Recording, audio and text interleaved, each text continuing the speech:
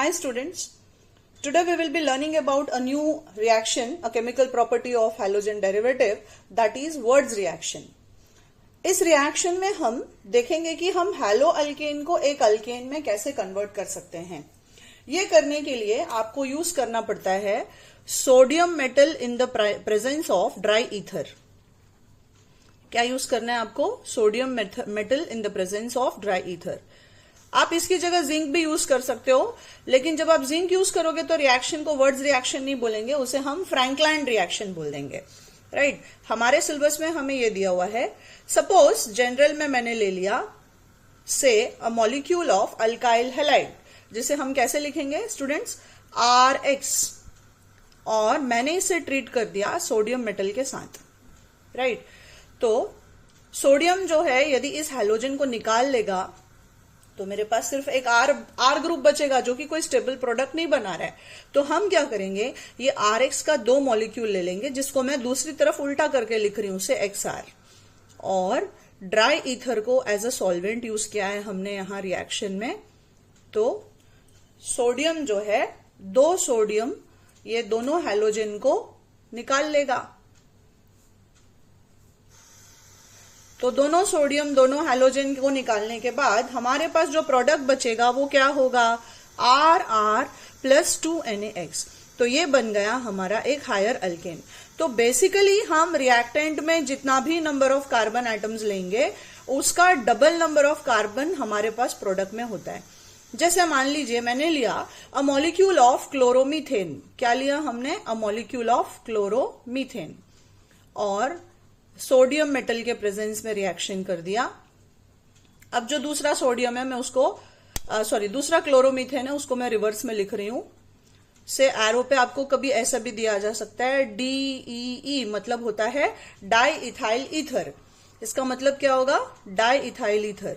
तो यहां पे ये 2 मॉलिक्यूल ऑफ NaCl जो है वो निकल गया और प्रोडक्ट मिल गया मेरे को CH3, जिसे हम बोलेंगे इथेन। तो आप देख सकते हो बच्चे लोग कि यहां पे मेरा वर्ड रूट जो है वो मिथ है और यहां पे हो गया इथ। So this reaction basically gives you a higher alkane containing double number of carbon atom. जो भी रिएक्टेंट लोगे उसका दुगना वहां पे आपको दिखाई देगा। जैसे मान लो ये एक आप खुद से ट्राई करना, और फिर मैं एक और एग्जाम्पल लेती हूं। इससे मैंने ले लिया ब्रोमो इथेन, है ना। इसका रिएक्शन आप करके देखोगे। अब मैं रिएक्शन को इस तरह से लिखना क्यों प्रिफर करती हूं? क्योंकि मान लो मुझे कोई ब्रांच्ड कंपाउंड दे दिया गया। जैसे मान लो मुझे दिया गया ये, इसको मैं ब्रांच तो नहीं बोलूंगी, पोजीशन आइसोमर होता है, बट स्टिल मान लो 2 आयोडोप्रोपेन जैसा रिएक्टेंट मुझे दिया गया और बोला गया कि इसका वर्ड्स रिएक्शन करो।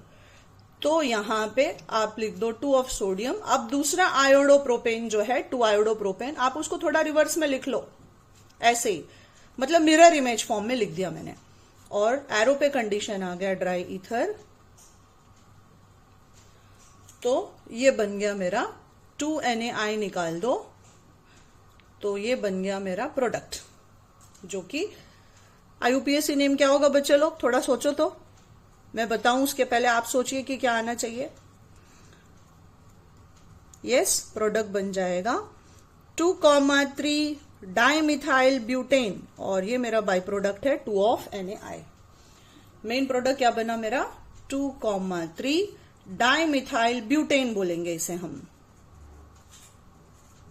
ये मेरा मेन प्रोडक्ट होगा IUPAC सिस्टम में। तो मान लो बच्चे लोग मुझे कोई भी ऐसा प्रोडक्ट दिया गया और बोला गया कि मेरा रिएक्टेंट क्या है। जैसे मान लो आपको एंट्रेंस में बेसिकली क्वेश्चन कैसे पूछता है कि मेरे पास एक कंपाउंड है X, जो कि रिएक्शन करने के बाद मुझे ये अल्केन एज अ प्रोडक्ट देता है, तो मेरा रिएक्टेंट क्या होगा? इस तरह का क्वेश्चन यदि आपको आ गया तो आप इसे कैसे सॉल्व करोगे?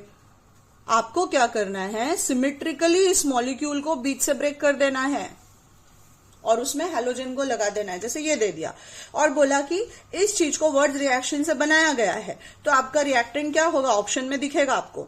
तो आप इसको सिमेट्रिकली बीच से ब्रेक करो और यहां पे हैलोजन लगा दो X, तो ये बन गया आपका reactant.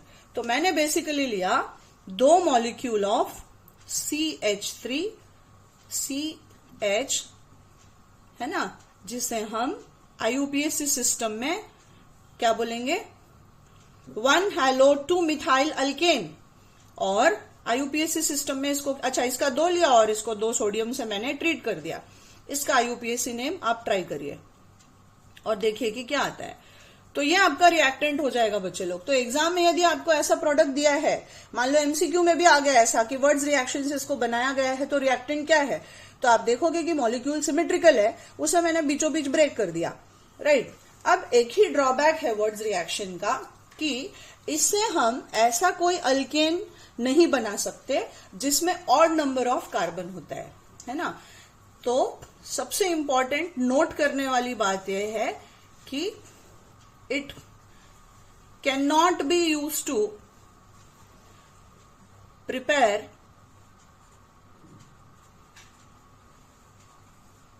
alkanes containing odd number of carbon atom.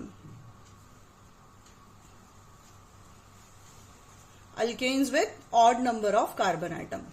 ऐसा क्यों है बच्चे लोग? मान लो आपने प्रोपेन बनाने की कोशिश की यहां पे, है ना, मैंने बोल दिया कि वर्ड्स रिएक्शन से प्रोपेन बनाओ, से CH3 CH2 CH3 ये बनाना है आपको propane, right.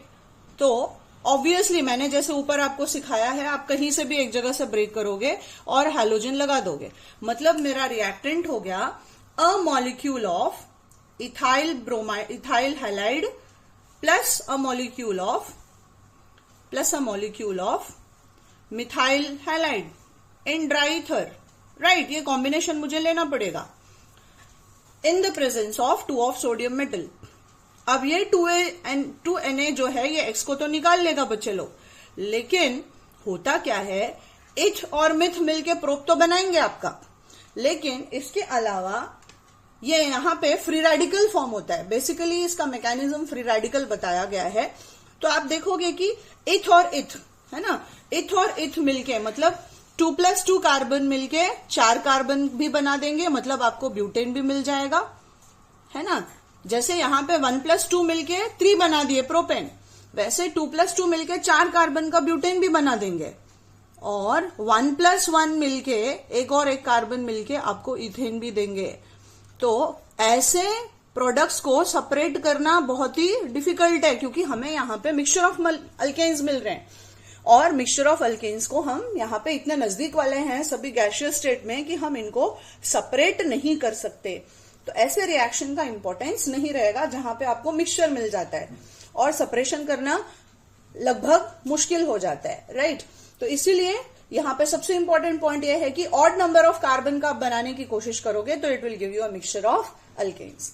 So what have we learn कि ये ऐसा रिएक्शन है जिससे हम एक हैलो अल्केन के मॉलिक्यूल को हायर अल्केन में कन्वर्ट करते हैं, और कोशिश यही रखिए कि आपका जो प्रोडक्ट बने it should basically have even number of carbon atoms. क्या होना चाहिए? Even number of carbon atoms.